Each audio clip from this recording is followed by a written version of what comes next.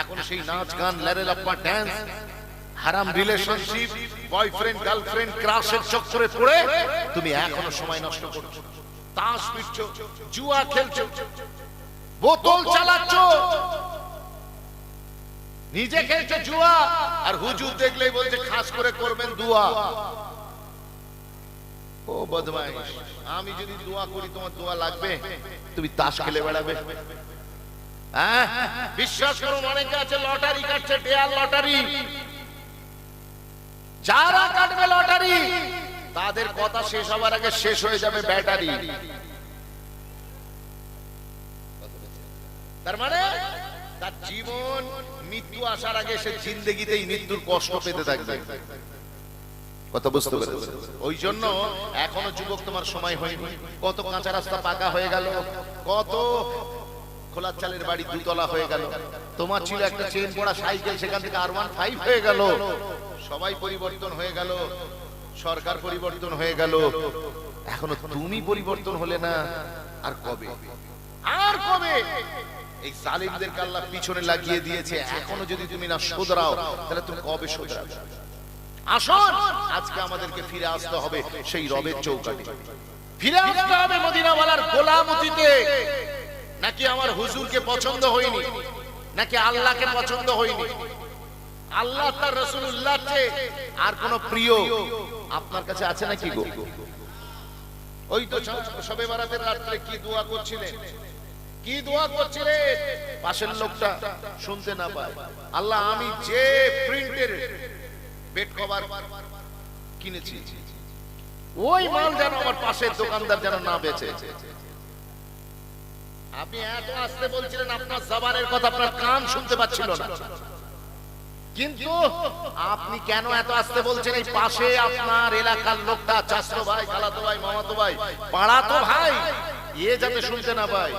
কিন্তু আপনি এত আস্তে বলছেন, আপনার নিজের কান শুনতে পাচ্ছে না, কিন্তু আপনার বিশ্বাস আমি যাকে বলছি সেই আমার প্রাণের, আমার সবচেয়ে প্রিয়, আমার খোদা, আমার রব, আমার রব্বে করিম, আমার মাওলাই করিম, তিনি কিন্তু ঠিক শুনতে পাচ্ছেন। কি গো, তাই তো? আপনি যে দোয়া করেন এত আস্তে আস্তে করেন, কেউ না শুনতে পায়। আমাদের বিশ্বাস আমি এত আস্তে বলবো, আমার কান না শুনলেও আল্লাহ শুনে। কিন্তু আমরা যখন গুনাহ করি, আমার যুবক ছেলে কাঁদার ভিতরে শুয়ে ও ফোনে বলছে আমি খাতা তুমি কলম, আমি ট্যাবলেট তুমি মলম। ও মনে করছে বাড়িতে কেউ শুনতে পাচ্ছে না, মানে আর কেউ বুঝতে পারছে না, কেউ শুনতে পাচ্ছে না। আমরা দোয়া করার সময় মনে করি আল্লাহ খুব করিব, मेरा रब बहुत करीब है, मगर जब हम गुनाह में मुब्तला होते हैं तो हम सोचते हैं कि रब करीम बहुत दूर है। ये কথা বুঝছেন? আমরা যখন গুনাহ করি তখন মনে করি আল্লাহ দেখতে পাচ্ছেন না, কিন্তু যখন আমরা দোয়া করি তখন মনে হয় আমার আল্লাহ সব শুনতে পাচ্ছে। আমি অনুরোধ করব, এই আল্লাহ এত প্রিয়, আল্লাহ এত প্রিয়, আমার আল্লাহ, সেই আল্লাহ চৌকাঠে ফিরে আসতে মন চায়, রাসূলের চৌকাঠে তোমার ফিরে আসতে মন চায়নি।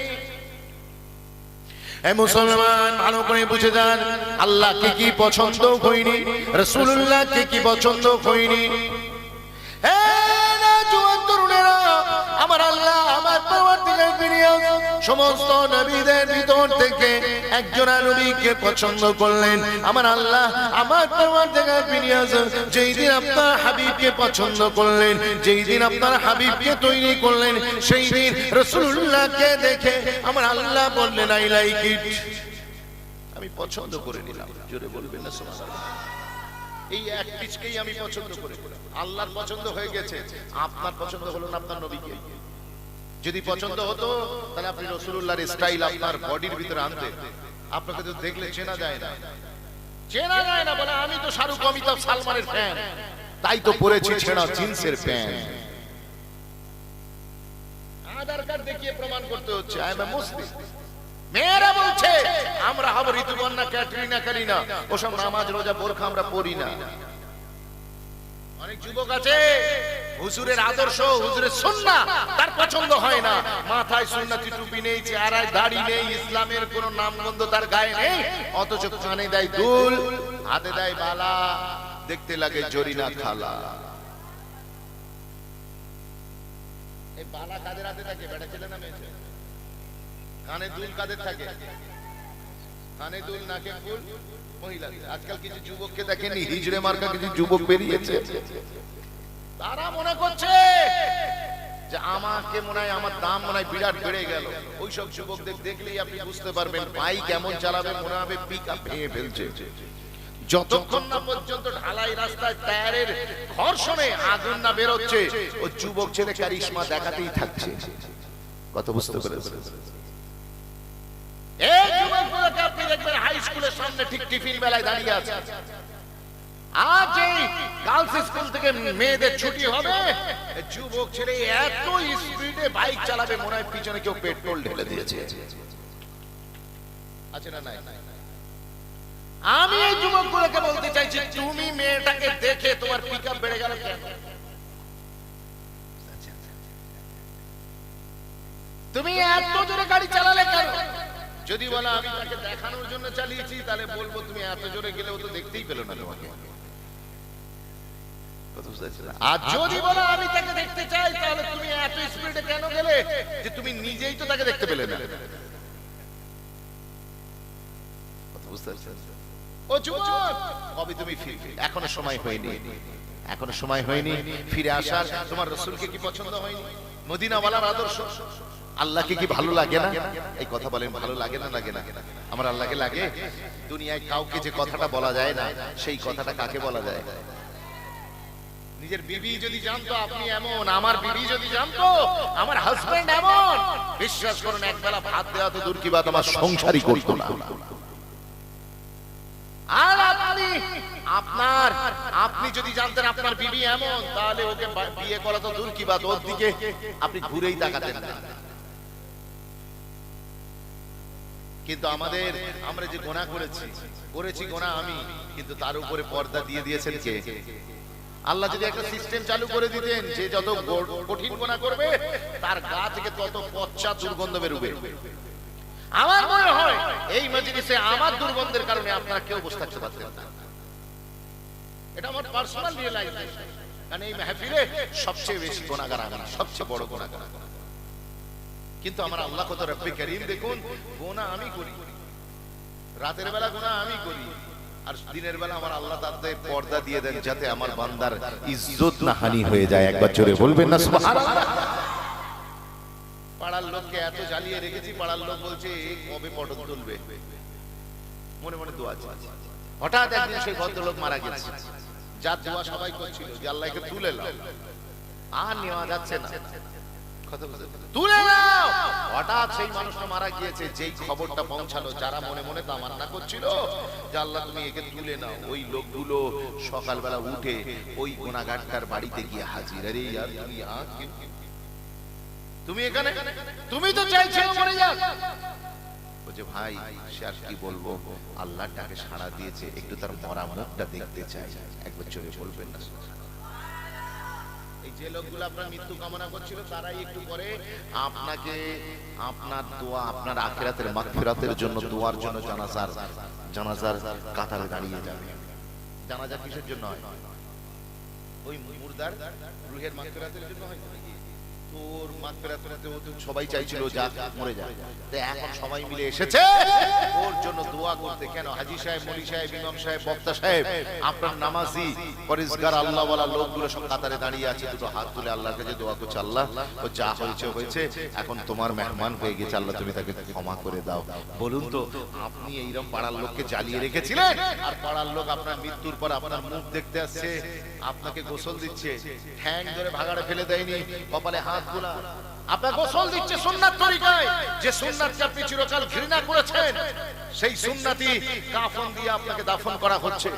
আর আপনাকে কি সুন্দর ঠান্ডা গরম মিশ্রিত পানি দিয়ে গোসল করানো হচ্ছে। আতরের গন্ধ, চাচা আতর মেখে, সুন্নতি আতর মেখে যে টোটোয় উঠেছে, তুমি নাকে কাপড় দিয়ে পচা দুর্গন্ধ বলছো, তুমি রাসূলের আতরকে, সুন্নাতকে তুমি দুর্গন্ধ বলেছো। আজ তুমি মারা যাবার পরে তোমার কাটে কাটে তোমার কাফনেতে রাসূলের সুন্নার আতর মাখানো হচ্ছে।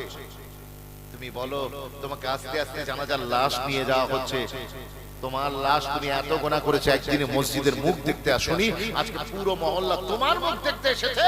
আজকে কাবা শরীফের ইমাম তোমাদের নন্দপুরে এসেছে গো, জানাজার নামাজে শরীক হতে, কিন্তু ওই কাবা শরীফের ইমামের পারমিশন নেই যে আপনাদের এলাকার এক ওয়াক্ত নামাজ পড়েনি, সারা জীবন বেনামাজি, ওই বেনামাজির লাশের সামনে এগিয়ে যাবে, এটাও আমার আল্লাহ গাওয়ারা করেননি। আমার আল্লাহ বলেছেন হাজী থাকবে জানাজার পিছনে, নামাজি থাকবে জানাজার পিছনে, রোজাদার থাকবে নামাজ জানাজার পিছনে, খাটিয়ার পিছনে, ইমাম সাহেব থাকবে খাটিয়ার পিছনে, এলাকার মুরব্বীরা থাকবে খাটিয়ার পিছনে, আর আমার গুনাহগার বান্দা থাকবে সবার আগে আগে। একবার জোরে বলবেন না সুবহানাল্লাহ। তুমি আল্লাহর সাথে কি করছো আর আল্লাহ তোমার সাথে কি করছে? কি করছে? তোমার গুনাহগুলোতে পর্দা দিল, তুমি মরে যাওয়ার পরে সবাইকে তোমার কাছে তোমাকে সবার কাছে আপন করে দিল, তোমাকে কেউ ভাগাড়ে কুকুর বিড়াল ছাগলের মতো ঠ্যাং ধরে ফেলে দিয়ে আসেনি, বরং তোমার জন্য সুন্নাত তরিকায় একটা ঘর করেছে, মরণের পরে তোমার কষ্ট যাতে না হয় একটা কবর করেছে।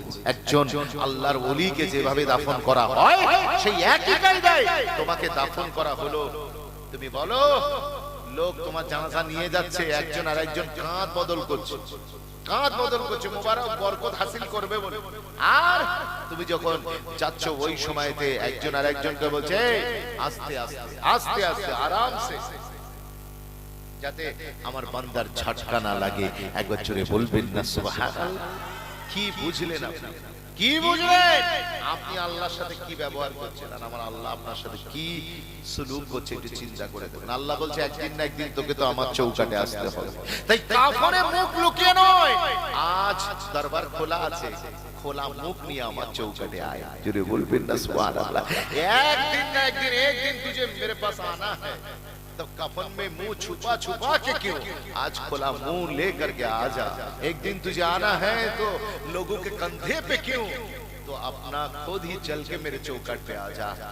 हम तो माइल बकरम है, कोई साइल ही नहीं, राह दिखलावे किसे कोई रहरबे मंजिल ही नहीं, जलवाए दूर मौजूद है कोई मूसा ही नहीं। आज আল্লাহর রহমত ডাক দিচ্ছে, কিন্তু ওই রহমত নেবার মতো কেউ নাই। আসুন মুসলমান, মনে রাখবেন পাকিস্তানের লাহোরে বসে বসে একজন আল্লাহ বলা ফকির, তিনি আপনার লাহোরে বসে বসে চৌহদ্দির মাঝখানে বসে বসে ঝরঝর ঝরঝর ঝরঝর করে কাঁদছেন। তরুণেরা লোকেরা ডাক দিয়ে বললেন ফকির সাহেব, ও আল্লাহ বলা ফকির, আপনাকে কেউ মেরেছে নাকি, কষ্ট দিয়েছে নাকি, কেউ আপনাকে দুঃখ দিয়েছে?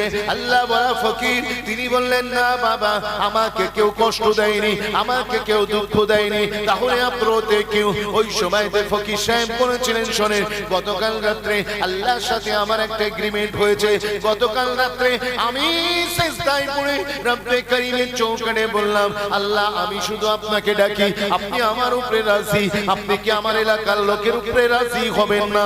হতে পারে তারা গুনাহগার, কিন্তু আপনি তো পরওয়ারদিগার, আপনি আমার এলাকার লোকেদের উপরে কি রাজি হবেন না? ওই সময়তে আমার আল্লাহ বললেন, ওরে আমার মাহবুব বান্দা, যা যা আগামীকাল সকালবেলা তুই এলাকায় ঘোষণা দিয়ে দে, যারা আল্লাহ চৌকাঠে এসে হাজির হবে একটা খালি সাজদা দেবে, আমি আল্লাহ তাদের 50 বছর 70 বছর 80 বছর 90 বছরের গুনাহকে এক সাজদাতে আমি আল্লাহ মাফ করে দেব। আর একটু জোরে বলা যাবে না সুবহানাল্লাহ? যা ঘোষণা দিস, তুই যখন আমার কাছে আপিল করেছিস তোর পাড়ার লোকের জন্য, মহল্লার লোকের জন্য, এই ফকির সাহেব সকালবেলা বগল বাজাচ্ছে খুশিতে, আরে শুধু আমি একা জান্নাতে যাব না, পুরো মহল্লার লোককে নিয়ে যাব। কারণ আল্লাহ পাক বলেছে ওই বান্দাগুলোকে একবার খালি বল আমার চৌকাঠে এসে নাকটা লগড়া লগড়ি করতে আর বলতে সুবহান রাব্বিয়াল আলা, মুঝসে কোই নীচা নেহি তুঝসে কোই ऊंचा নেহি। খালি একবার বলতে বল আমি আল্লাহ বলছি, ওদেরকে আমার চৌকাঠে আসতে বল, ওদের আসতে দেরি হবে, ওদের জীবনের গুনাহ মাফ করে বেহেশতি বানিয়ে দিতে আমি আল্লাহ দেরি করব না। ফকির সাহেব বলে আমি খুশিতে বাগে বাগ সামান্য এইটুকানি কাজ, 50 বছরের গুনাহ, 60 বছরের গুনাহ, 40 বছরের নাফরমানি, 20 বছরের জিনা, সুদ খাওয়া, ঘুষ খাওয়া, মদ খাওয়া, জুয়া খেলা, সাট্টা খেলা, বাপ মার নাফরমানি করা, এলাকার লোকের দিলেতে কষ্ট দেওয়া, সারা জীবন আল্লাহর নাফরমানি করে যাবে, এক সেজদাতে মাফ হয়ে যাবে। ফকির সাহেব খুশিতে বাগে বাগ সকালবেলা যখন লাহোরে সব দোকান টোকান খুলেছে, ফকির সাহেব খুশি মনে মনে দোকানদারের কাছে গিয়ে বলছে ভাই এনাফ ইজ এনাফ, চলো छोड़ फिक्र दुनिया की, छोड़ फिक्र दुनिया की, ये दुनिया 4 दिन की चांदनी गुजर जाएगी। আমার সঙ্গে আল্লাহর এগ্রিমেন্ট হয়ে গিয়েছে, তোমরা খালি একবার চাবে, রবের চৌকাঠে স্যার ঝুকাবে, তোমার ঝুকাতে দেরি হবে, আমার আল্লাহ মাফ করতে দেরি করবেন না। দোকানদারকে গিয়ে বলেছে, দোকানদার আপন খেয়ালে তিনি বিজনেস ডিল করছেন, ট্রানজাকশন করছেন, ফোন পে, কি আছে, গুগল পে, পেটিএম, এটিএম, আর ছেলেদের বাইক এখন কেটিএম, ঠিক কি না? ও যুবক, তুমি মেতে আছো, ও বিজনেস ডিল করছে, ওনার তো খেয়ালই নেই, খালি টাকা গুনছে, পয়সা গুনছে। ফকির সাহেব যখন গিয়ে খুশিতে এই কথা বলেছেন, ও তখন বিজনেস একেবারে চরম লেভেলে। সেই সময় কাস্টমারদের মাঝখানে ও বলল, আরে মিয়া তোমার খেয়ে দে কাজ নেই, তু পাগল है दुनिया, तुझे क्या मालूम, दुनिया की मौज मस्ती तुझे पता नहीं, जा तू अपना काम कर, পাগল তুই তোর কাজ কর, আমরা যেটা করছি আমাদেরকে করতে দে। আল্লাহ ওয়ালা ফকির মনে খুশি নিয়ে গিয়েছিলেন, একেবারে পত্রপাঠ খারিজ হয়ে যেতে মনটা দুঃখী হয়ে গেল। আবার পাশের দোকানে চলে গেলেন, গিয়ে বললেন, ভাই অনেক হলো, এবার অন্তত রবের চৌকাঠে যাই। তখন দোকানদার বলছে, তোমার খেয়ে দে কাজ আছে, তো খেয়ে দে, তুমি পাগল, তোমার কোনো কাজ নেই, তুমি ওই কাজ করো, আমাদের অনেক কাজ আছে। কথা ঠিক বলছিলাম? এই তো কিছু লোক বলে না, নামাজ পড়ার কথা বললে বলে আমার কাজ আছে, তা নামাজটা অকাজ না কুকাজ? সবচেয়ে বড় কাজ না, এই কথা বলে, সব কাজে বড় নামাজকে বলো না কাজ আছে, কাজকে বলো আমার নামাজ আছে। নামাজ হচ্ছে তো আপনার জীবনের এম, আপনার জীবনের উদ্দেশ্য। আপনি কোথায় কাজ আপনি গিয়ে সেট করেছেন, আপনি আপনার গোল সেট করেছেন। ফকির সাহেব একটার পর একটা লোকে যাচ্ছে, রাস্তা দিয়ে বাইক নিয়ে যাচ্ছে, দাঁড়াও ভাই দাঁড়াও, কথা আছে, গুরুত্বপূর্ণ কথা। লোক দাঁড়িয়ে গেছে হন্তদন্ত, এর কি ব্যাপার? বলছে, শোনো, আল্লাহর সাথে আমার ওয়াদা হয়ে গিয়েছে, অনেক তো হলো, 25-30 বছর পর, ও যুবক ছেলে, চলো একবার ফিরে চলো রবের চৌকাঠে, আল্লাহ এক সেজদায় মাফ করে দেবে। ও যুবক বলছে, রাস্তায় ঝামেলা। ফকির সাহেব বলছে, আমি যখন বারবার করে ডাকরের মানুষের কাছে গিয়েছি, 8 থেকে 80, জি থেকে 84, কেউ বললো না আমরা আল্লাহকে ভালোবাসি। হ্যাঁ, নন্দপুরে নওজোয়ান তরুণেরা ওই সময় ফকির সাহেব বলছে, আল্লাহ আজকে মাফ করে দিতে চাইছেন, এরা মাফ নিতে চাইছে না। উনি আজকে মেনে গিয়েছেন, কিন্তু এরা মানতে চাইছে না। তাই আমি মনের দুঃখে, এত বড় গোল্ডেন অপরচুনিটি, সুবর্ণ সুযোগ এরা হারিয়ে ফেলছে, এটা দেখে আমার মনে বড় কষ্ট হচ্ছে, তাই বসে বসে কাঁদছি। আল্লাহ এত বড় সুযোগ দিয়েছে, এই সুযোগ নেবার মতো কেউ নেই। ওই সময়তে ফকির সাহেবকে লোকেরা বললেন, সান্ত্বনা দিলেন, বাবা কাঁদবেন না, যার যেমন মুকদ্দরে হিদায়াত লেখা আছে, হবে হবে, না হবে না হবে, আপনি দুঃখ নেবেন না, আপনার কাজ তো আপনি করেছেন। এই বলে লোক চলে গেল। কিছুদিন পরে, ঠিক 2-4 দিন পরে, ওই ফকির সাহেবকে আবার লাহোরের সোলানা গোরস্তান, কবরস্থানে বসে বসে ফকির সাহেবকে আবার কাঁদতে দেখা গেল, আবার কাঁদতে দেখা গিয়েছে। তখন ফকির সাহেবকে লক্ষ্য করে ওই লোকটা বলছে, এই সেই ফকির না, গত 2 দিন আগে লাহোরে 4 মাথার মোড়ে কাঁদছিল, মার্কেটে কাঁদছিল, আর আজকে এখানে কাঁদছে, ব্যাপারটা কি? দাঁড়িয়ে গিয়ে বলছে, ফকির সাহেব, তুম বাজার মে রোতে হ্যাঁ, মাজার মে রোতে হ্যাঁ, মাজরা क्या है? ওখানেও কাঁদছিল, এখানেও কাঁদছিল।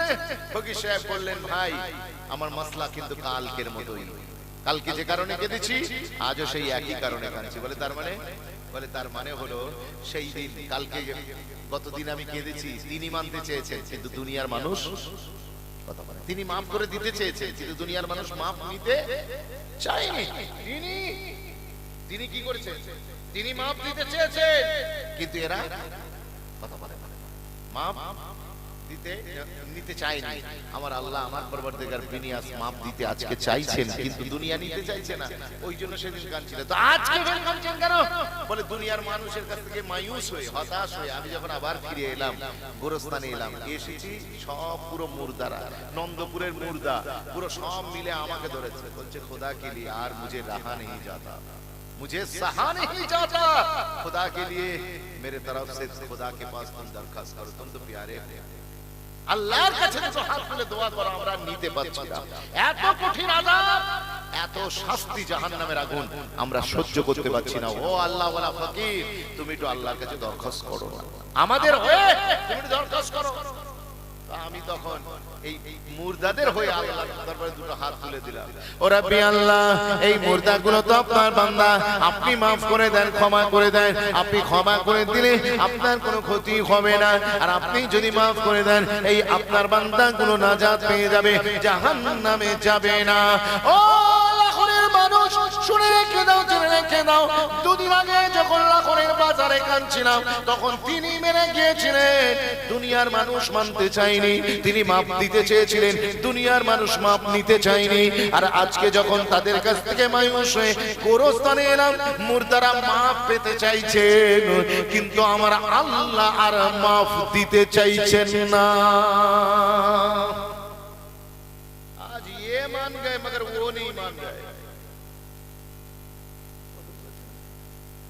এরা মেনে নিয়েছে আর কিছু হবে না, আল্লাহ ছাড়া কোনো বাঁচার উপায় নেই। আর আল্লাহ বলছে না, আজকে আর আমি মানব না। সূর্য পশ্চিম দিক থেকে ওঠার আগে, মৃত্যুর ফারিস্তা মাথার চৌকাঠে দাঁড়াবার আগে মেনে যাও, মেনে যাও। মানলো ইয়ার, মানলো, মানলো। আপনাকে কি টাকা পয়সা বিলিয়ে দিতে বলা হচ্ছে? এই কথা বলে না। আপনার গাড়িটা আছে বেচে দিতে বলছি আমি? কথা বলে না। আপনার ঘরদোর সব কি দান করে দেবার কথা হচ্ছে? কেন এখানে কি বলা হচ্ছে? তুমি রবের চৌকাঠে ফিরে আসো। এই কুকুরগুলোকে আল্লাহ দিয়েছে আপনাকে আমাকে ফেরানোর জন্য, কিন্তু এরপরেও যদি না ফিরি, অবস্থা ভালো হবে না, খারাপ হবে। কথা বলে খুব খারাপ না, খুব শোচনীয়, খুব শোচনীয়। ভাষায় বর্ণনা করা যাবে না। উই হ্যাভ নো ওয়ার্ডস, কোনো ভাষা নেই, কোনো বক্তব্য নেই। মুসলমান, আমি যেটা আপনাকে বোঝাতে চাইছি, সময় এসেছে। আজ জলসা থেকে ওঠার আগে নিয়ত করে নেন, আল্লাহ এই কুত্তাগুলোকে আমাদের পিছনে লাগিয়ে দিয়েছেন। আমার আল্লাহর পরিকল্পনা বড় সূক্ষ্ম।